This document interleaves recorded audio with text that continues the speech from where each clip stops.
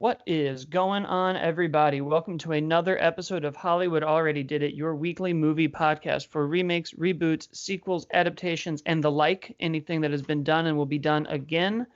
As always, I am your host, Blake Schultz, and with me today is Terrence Tatum. Hello, everyone.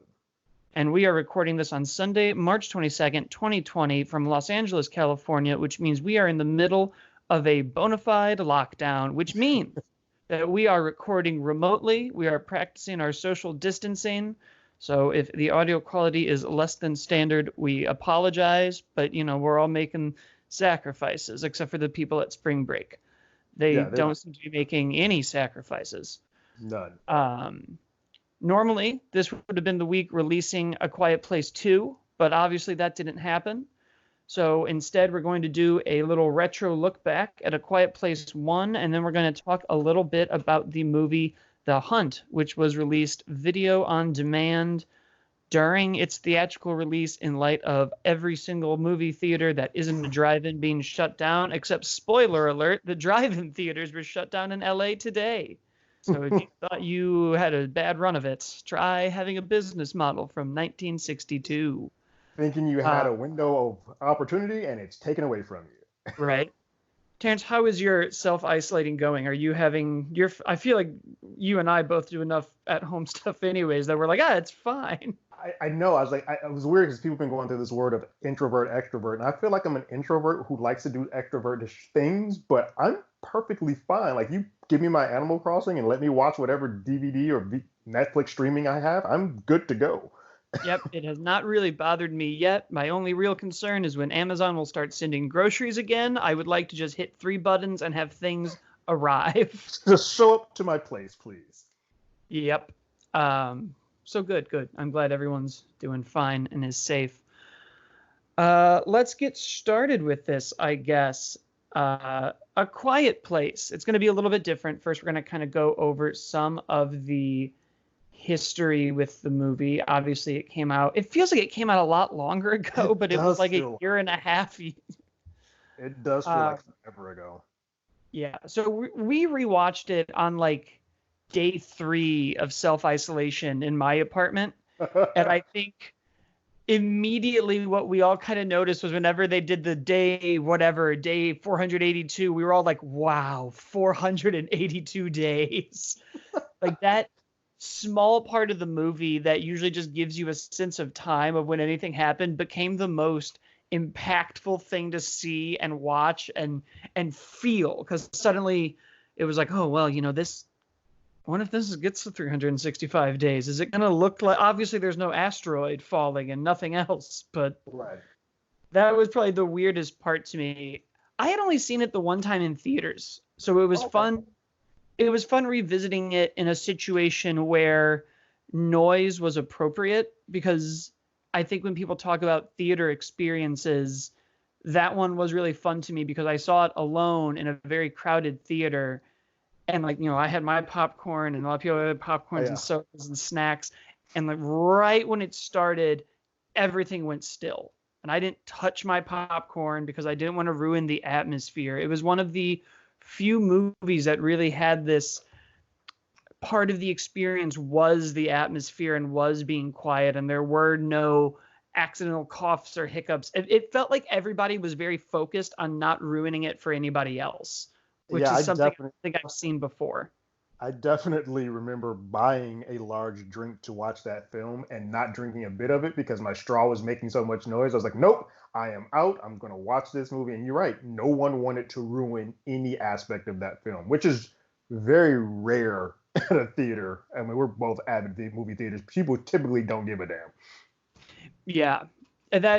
And it was also definitely a movie that I think I was hesitant to revisit because I didn't know if it would have really the same impact on a smaller screen in an apartment where I can, like, get up and get orange juice or whatever it Right. is you enjoy during your films.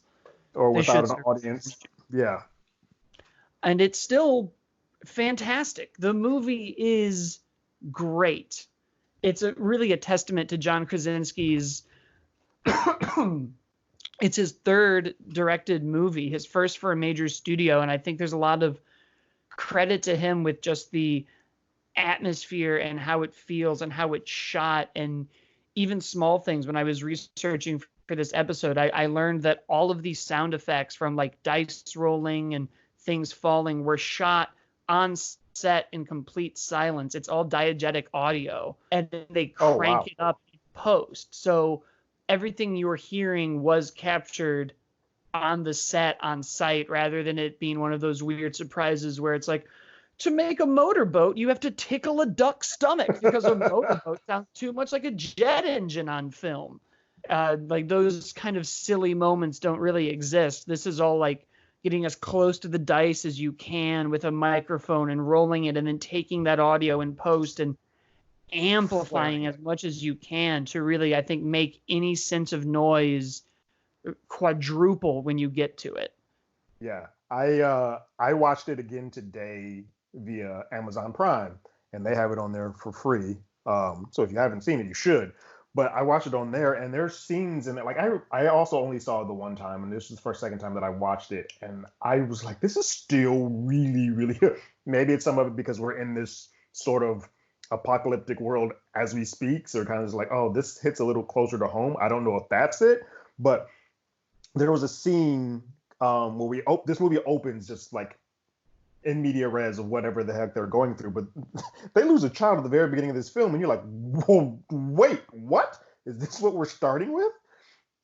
Yeah, I like that choice a lot because it I think very quickly shows you what you're sort of in for and what the monsters do and how they act and kind of the implications of it. I know John Krasinski said he was actually originally drawn to the movie because he was having his second child with Emily Blunt, and he was actually brought into the movie because he felt like it really amplified what it's like taking care of kids and the wrongs and rights of parenting and the mistakes you're going to make. And it's interesting to start the movie with that mistake, right, and kind of crank up, I think, the stakes of what it means to take care of kids and focus on them, because then for the rest of the movie, that kind of defines the childbirth and the daughter and the son's relationship with him, is this one moment of failure and how the entire family reacts to it throughout this. Correct. I mean, like I was just watching it, and there's a scene when he's taking the son off to the trip, but the daughter actually wants to go, and it's a parent's decision, but he's making the saying, no, you can't go, you can go, and the mom is just sitting there like, listen to your dad. This is what he says to do. You got to do it. And daughter just goes off and becomes like the typical teenager. I'm going to run away. And you're like, oh, this is fascinating, because within this crazy horror movie, there's this small family drama that I am just captivated by. And you need that for a lot of horror movies, because otherwise it's just a rinse and repeat. To do something a little different with a little family aspect, I'm like, that is what hooked me into this. Yeah, well, it's the human relationships that I think make a horror movie like this that's going to have a lower body count. There aren't going to be a lot of gruesome deaths and big slasher moments because there are only 4 people throughout the majority of the movie. So the stakes really do have to be more centered around the noise that happens with childbirth, and every moment has to really matter. So to do that and push these kids on their own adds to the horror and the drama, because there's only so many times that you can film John Krasinski almost drop something, catch it, and be like, oh, it's okay, right, caught it. Like, you can't.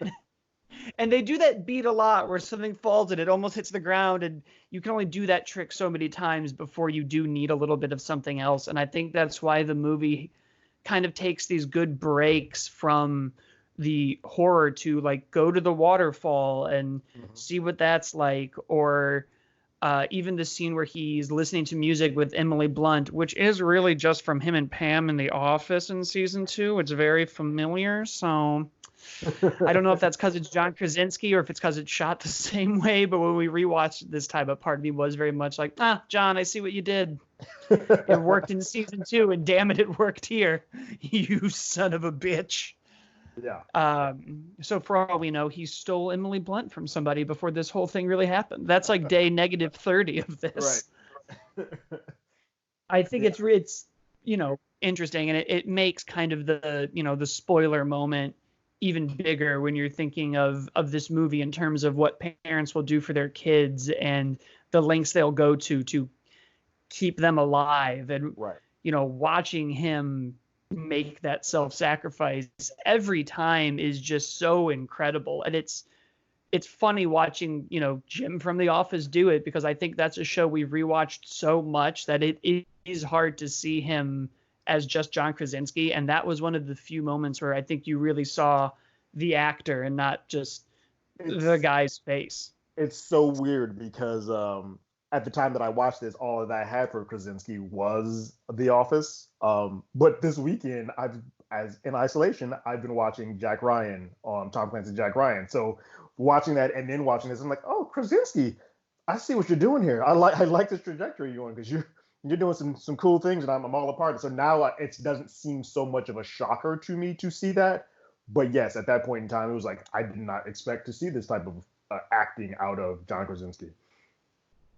No, I don't think anybody did. I think everyone really thought we were going to see The Office in a horror movie for a while, but yeah, he's just so good at it. And I think part of that too is, he really did do his homework. When you start at kind of the history of this script, Scott Beck and Brian Woods were trying to get this passed along for a long time, and they finally got it to Paramount.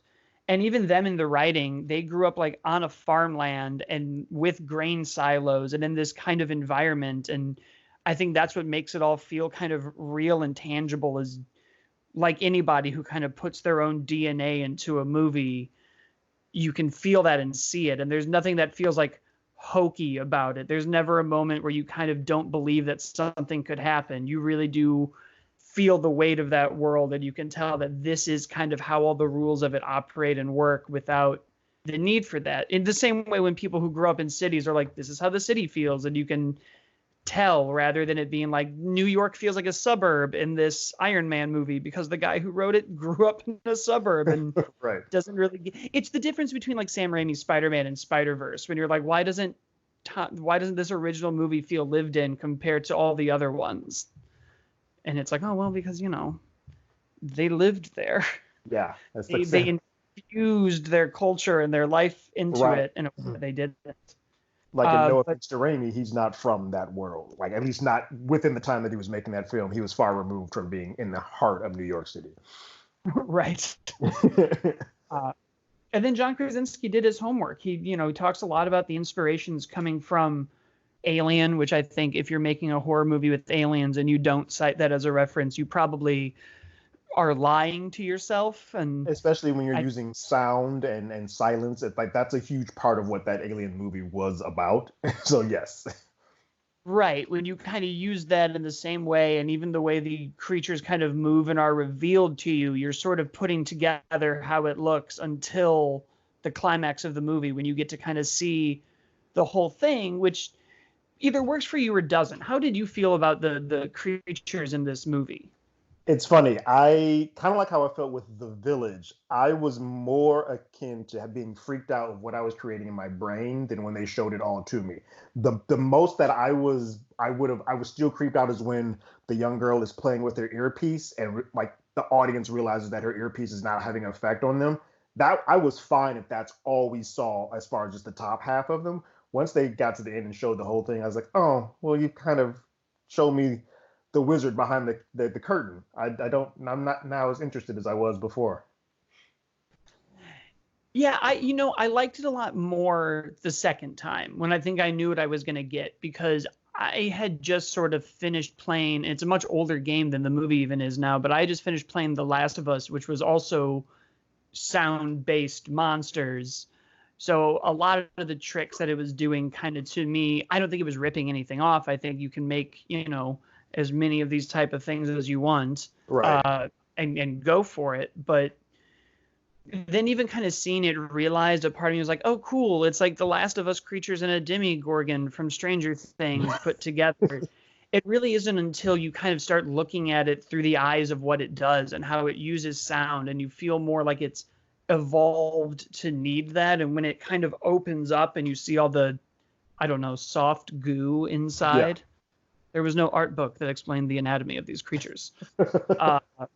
That's when it really started working more for me. And I did like them a lot more the second time because they are very cool looking things. And when you get up close to it, they're fascinating to look at. But they're also, I almost feel like though that they work better when they are in shadows. Like the spot of one of them climbing up the wall while Emily Blunt's in the bathtub is just creepy.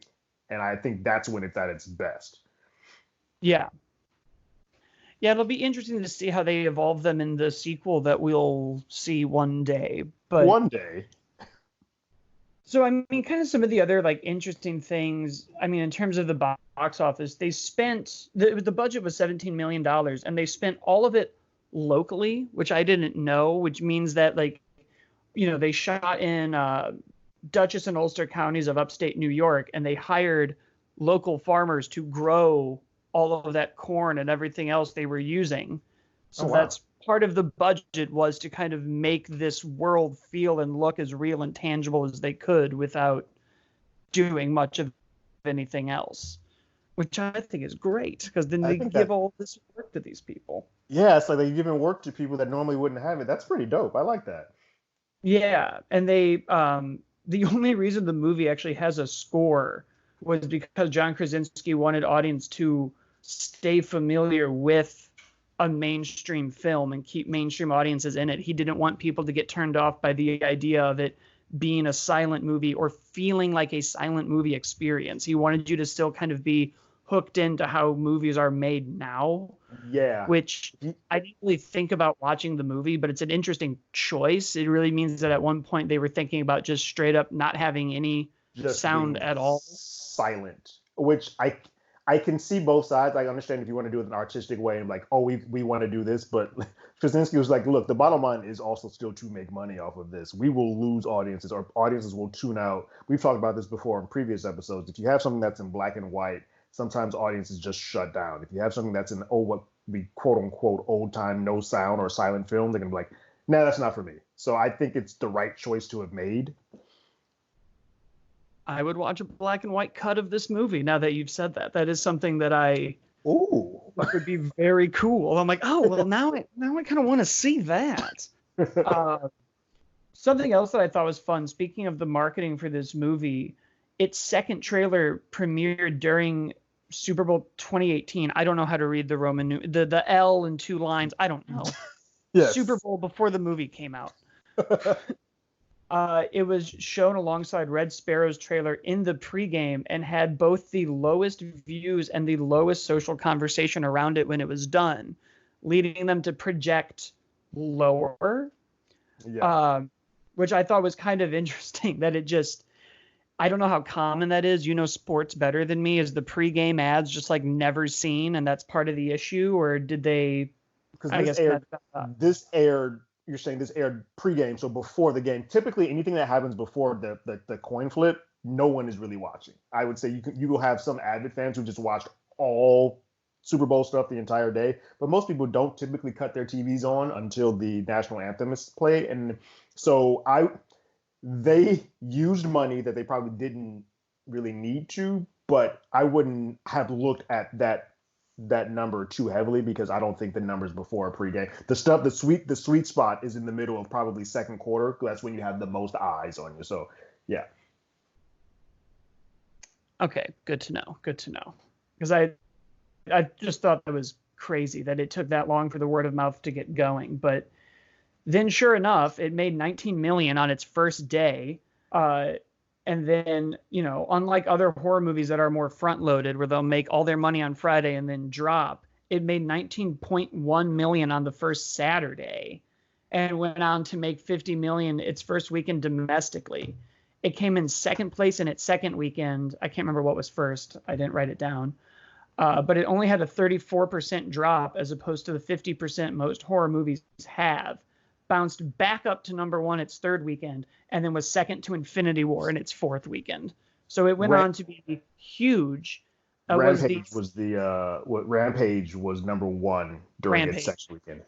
Yeah. Yeah. So there you go. The Rock came in and took it out. And now they're in a movie together. Well, that'll never be released. Yeah.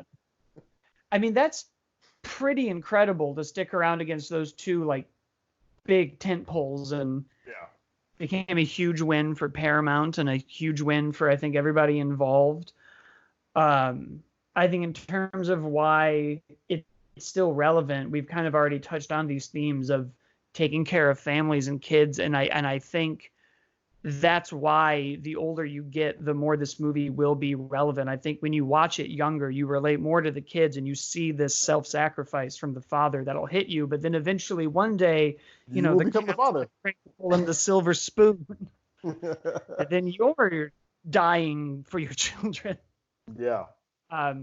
It's interesting that that's why it had some backlash, apparently, not much, but a lot of people thought that it had pro-conservative viewpoints with like how gun-centric it was. But I feel like that's people really trying to be like the guns, because, you know, it's the apocalypse. I would say the world is ending. You should have a gun. Right. Yeah. It's, you know, I mean, a lot of people are having that conversation. Look at right now. They're lighting up. That's happening now. It's a terrifying thing. So now, I guess really quickly, are you excited for the sequel, or are you? I didn't really feel like it was needed. So to me, they kind of have to prove their worth. Yeah, I'm sort of in the same boat with you. I think I like this movie almost 99.9%. The one part that I did not like was the shotgun thing at the very end. It was like, cool, sequel. And I was like, oh, that was Michael Bay's Platinum Dune signature, to have this sudden like action movie beat and be like, yeah, we're gonna get them at the end. Yeah, and so that kind of didn't bother me as much the second time, but it didn't bother me as much the second time, maybe because I have fixed my brain to understand that there is a second one. But at that point in time, I was like, oh come on. So I didn't really want a second one. What I have seen through the trailers and the fact that I'm a sucker for any movie that picks up right after the previous one. Like, that's a way to get me in. I'm like, shit. All right, I'm in. Fine. I just always get concerned when movies that are really original and cool continue on, that it'll just sort of devolve into the genre that it is. Like, whenever we get a new and interesting superhero movie, the next one just feels like a superhero movie. And I don't want this to just feel like The Walking Dead or another apocalypse monster type thing, or even The Last of Us. So I'm curious what they'll do to keep that originality and that kind of panic in place, because you are, by the nature of it, adding more people and you're building the world. And I don't know, maybe we'll just see a world that doesn't need to be saved. Speaking of a world that doesn't need to be saved, we're now going to talk about a movie that needed to be saved so many times. So many. The Hunt is finally something we can watch. If you're unfamiliar with it, a quick little history of it. It was a Blumhouse horror, satire, political thriller, commentary, too many commas in the genre department for my taste. A lot of horror comedy that's politically relevant, about people hunting other people for sport. The movie was supposed to come out about a year ago rather. And it originally got delayed due to mass shootings. The studio deemed that it was inappropriate to release it at that time. Then Donald Trump tweeted, and I have the tweet here. Okay. Liberal Hollywood is racist at the highest level with great anger and hate. And then a lot of other people were like, yeah, don't release The Hunt. The liberals are saying that we're the bad guys in it. And then Universal pulled it from their schedule entirely. Only to crank up a whole new marketing campaign in the first quarter of this year, declaring that you should go see the movie, that the most talked about movie of last year was one nobody had seen, and now you'll get your chance. They even had the original date crossed off in the thing, and then COVID-19 happened. Damn it, man.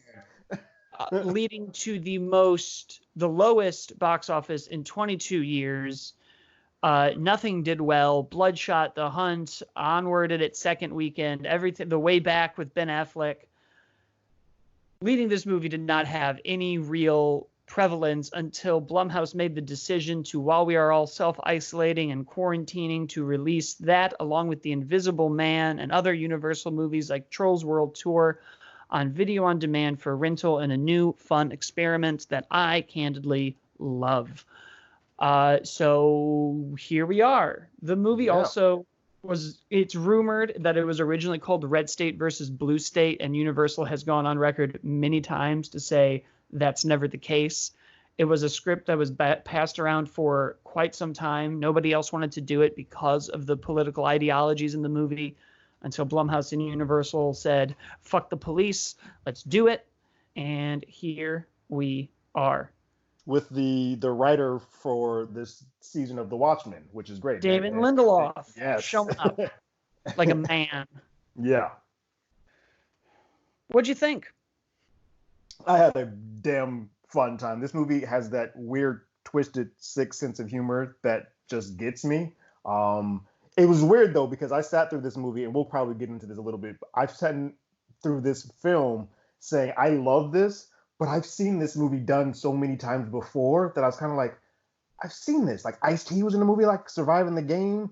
The most like Van Damme was in Surviving the Game. Hard Target was one with Van Damme. I was like, I've seen this being done before. Even Ready or Not sort of fits into this world where someone's hunting the more privileged hunting the less privileged. All that said, I still had a thoroughly good time. Most of it is all hinging on Betty Gilpin. Like, she is phenomenal in this movie. Like, just some of the way she delivers lines. I burst out laughing when she shot somebody in the face and said, bitch. I was like, what is happening? This woman is amazing to me. She made I loved it. I loved every moment of it. I'm with you, though. It's interesting to see a movie that is so clearly, it's not a remake of anything, but it pulls so heavily, unlike, when we talked about A Quiet Place, and it pulls from No Country for Old Men and Alien and In the Room, but it's not like a one-to-one of that. This is very much a like one-to-one idea of, we've captured people and we're going to hunt them for sport or money or whatever, and class systems and everything else. I think the twist in it that I won't spoil here, and kind of what that's saying, is what makes the movie very original and different. When you kind of get to that third act surprise of what they're actually doing and why they're doing it, is such a brilliant reveal. And I think it speaks a lot to what's going on today, quite literally today, when I can go online and read something and maybe it's right, maybe it isn't, maybe we made it true by talking about it. Like, we're giving power to words and narratives. The fact that you don't have a clear answer at the very end, it kind of fits in with, it was like, who's right or wrong? Who they may or may not have been. You could have been gaslighting, you may not have been. I love how the way that the third act of this film kind of sets it aside and puts it up at a level that I wasn't expecting. I'm a big sucker too for making fun of both sides of the coin. There's a lot of the why both extremes of liberal and conservative kind of viewpoints right now are problematic, for lack of a better word, and kind of examining both sides of that and how everybody's reacting to it is great. It is. I love the kind of false positive of the openings of which character are we going to follow, and them just getting taken off the board. I really, really hope that that's what Suicide Squad 2 does with all these stars. I was flabbergasted. I adored that, because I'm like, oh, Emma Roberts is here. Oh, crap. Oh, I guess we're going to follow Ike Barinholtz for a while. No. I thought that was just a great way to kind of build the world and kind of keep us guessing. And I'm a sucker for a good combination of horror and comedy. The action in this movie is really on point. The comedy's really on point. Yeah, I loved it.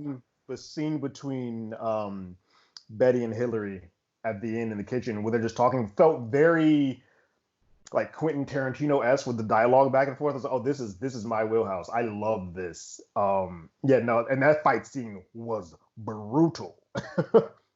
Right. And it's, it's also interesting because we talk a lot about why a movie should be made today and why it's relevant. And this is really just such a good timestamp of the last decade and this current decade of, what can we there's a whole scene of like, well, the black people, you can't say that, they're African Americans. Well, NPR said I could say black. Well, NPR is a bunch of white people.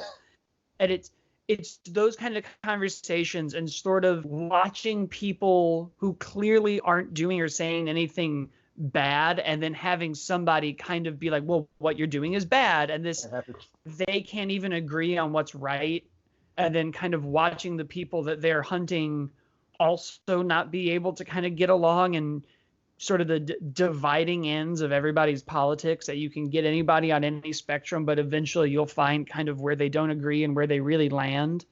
Yep. I thought it was great because, everyone says something and there's always somebody to be like, no, that's incorrect. I don't agree with you. Yeah. So the way they're doing the media with, everybody has a podcast about Manorgate and how we're pushing all of that into the world, and how quickly they took a text message and created an entire narrative and conspiracy around it that did ruin 5 people's lives. It's funny. It reminds me of kind of like, I mean, this happens multiple accounts, but like the whole, like Kevin Hart's old tweets being brought up, and then they blasted that, and then they broadcasted that, and he lost everything. I'm like, yeah, you can take something that's so small as what just small message, and be like, all right, cool, now I'm going to destroy your life. Yeah, and really watching this whole setup of who you can and can't trust, because I even every now and then was like, oh, well, they said that train wasn't supposed to stop. These really are refugees, and they're really here. And that no, actually, the country that you think you're in isn't the country that they're in. And even the state that they now think that, it just kept having all of these very clever ways to kind of keep you guessing at what was really happening. And then even at the end, you aren't that sure of where they are. Like, it feels very isolated in its own way. Yeah. It is a shame that even with the nerfed box office, I guess, it did come in 5th place behind Onward, Bloodshot, The Way Back, and whatever else was in its second weekend. So it seems like even with a low box office, it made $5.3 million. There wasn't that big of an interest. And I don't know if that's because people don't want to do something like this, or if they really do feel like, oh, well, no matter which side of the political spectrum you're on, someone's going to tell you that you're the villain in this movie, and they're not going to be wrong. And I wonder if that's turning people off. Yes, I don't know. Like it's a lot happening. The moving dates, the COVID-19, but I do think some of it too was like in the advertisement, they weren't really clear into what side they were lampooning, and for good reason, because they're not lampooning one side or the other, but because they're doing it in the middle, people were kind of like, I don't know if this is for me or anti me, so I'm just going to sit this one out. And that sucks, because I think if you go in, this movie is for the middle ground people, the moderates, who are kind of like, yeah, some of the stuff that those progressives do is BS, some of those stuff that the liberals do is BS. But I don't know if people want that in film form right now. Right. Yeah, it's a shame, but I think it's great. I think right now, I don't know that there's any numbers on how the renting is going or how any of that stuff is. It's a weird thing. Track that. I don't think there's a way to track that, and also this is why this is why we'll never see any of the big films probably on VOD. But I think it's a weird thing with VOD, because once you release it to VOD, this case is being rented, but sometimes they're being bought. But once it's put online, you then open up the window for pirating, and it becomes very hard to track the pirating. Those numbers don't matter anymore. So people are now watching this without having to be like, I have to watch this in this one way. And that's my only issue with VOD, because then you lose time, you can't quite quantify how well your film is doing, because people are now watching this quote unquote illegally. Right. It's also an interesting thing to spend, and we already kind of do it, right? Like, you spend $20 at a movie theater to see the movie, and then you don't own it. But it is such a different perception to spend $20 on video and then not own it. Like, I think there's some sort of almost training for consumers that needs to happen with that, because we're so used to, we're buying an experience when we go to the theater. But I think people, if they spend $20 in their home, want to own it. The idea that it's going to vanish in 48 hours and then one day the same file will be available to you on the same platform for $25 forever is we're certainly kind of seeing the cracks in the distribution problems I think that Hollywood already has, where it is the only type of entertainment that you don't own the first time you see it. I own music when I buy it. I own video games when I buy it. I own books and comics, and I download podcasts. And a movie theater is the only place where I go, and then later on they ask me to double dip to own it. Yeah. And I think now that's even clearer now when we go, hey, rent this movie for $20, and in 6 months own it for $30. You will have spent $50 on it. And it's such a weird time to do this, or to try to change the way that people think when a lot of people aren't working or laid off. It's like the timing of this is a bit bizarre, because you're like, cool, still spend the $20 even though you might not be working for the next 5 weeks. Yeah. I mean, I like that they're doing it and offering it to people. I think it's a good idea. There's really no good way of doing anything right now. No. Like, it's because I know even kind of the conversation with The Rise of Skywalker was, well, that got released early, but like, I already give you $6.99 a month, Disney Plus, just put it on your service. Right. So we're sort of now seeing this bizarre release model without theaters and like being able to go buy a Blu-ray. You really are kind of seeing we release a product 3 times effectively in theaters, at home, and on Blu-ray, and then we stream it, and the price gets cheaper the longer you wait. It's weird but too, now because like just do it. It's weird too, because now it feels like, I mean, we have 3 different business models happening at the same time. Like, we have The Hunt, Invisible Man, and Emma, who are like $20 to rent. And then we have The Way Back and Birds of Prey this week, and Bloodshot this week will be $20 to buy, and you'll own it. And then you'll have Disney Plus doing with Onward, like $20 to buy or rent this week, and then in 2 weeks we'll have it on Disney Plus. You're like, wait, what? Is there any rhyme or reason to any of this other than the fact that all of you are saying just drop $20? Yeah, I don't think the studios know which way will be profitable and which way consumers will actually do, especially when we're kind of in the early days of streaming wars of everybody having a platform. So there's also that question of, will you sign up for 8 more things, or should The Hunt go on Shudder and The Invisible Man go on Netflix and everything Disney go on Disney Plus? And I don't really know what the answer is. I don't either. But I know that I liked The Hunt. Yes. I also think this is a hard business model to test, because most people, before the quarantine started, Invisible Man had done so well at the box office. A lot of people had already seen Invisible Man, so they're like, yeah, I'm not paying to rent that. Right. Yeah. You're filling in the cracks of the people who didn't see it. Like, my mom today was like, I think we'll rent The Invisible Man. And I was like, great. It's very good. Right. I gave you the $20 premium. I'm ready to just own it. I want it now. Right. It's so strange. And even like Bloodshot's to own on March 24th, right? That's so bizarre. So is and then will to rent it be cheaper? Can I then rent it cheaper if I don't buy it? Because then you're going to rent something on VOD. If I also have the option to buy, it's cheaper. So why not put The Hunt out to own for $20 and have me rent it for $5? Exactly. Like, these numbers don't make sense. Oh, what a time. Yeah. Well, I think that'll about do it for us. You can obviously follow us on Facebook at facebook.com/Hollywood/groups/ hold on. Facebook.com/groups/ Hollywood Already Did It. You can follow us on Twitter at HollywoodADI, Instagram at Hollywood Already Did It. I'm at As Always Blake. Terrence is at Terrence Tatum. We do another show called One More Drink. And of course, leave us a review on iTunes, and we will see you next week. We'll be remote for the time being. The internet held for the entire time. So it is certainly something we can do. We will see you next time. Later.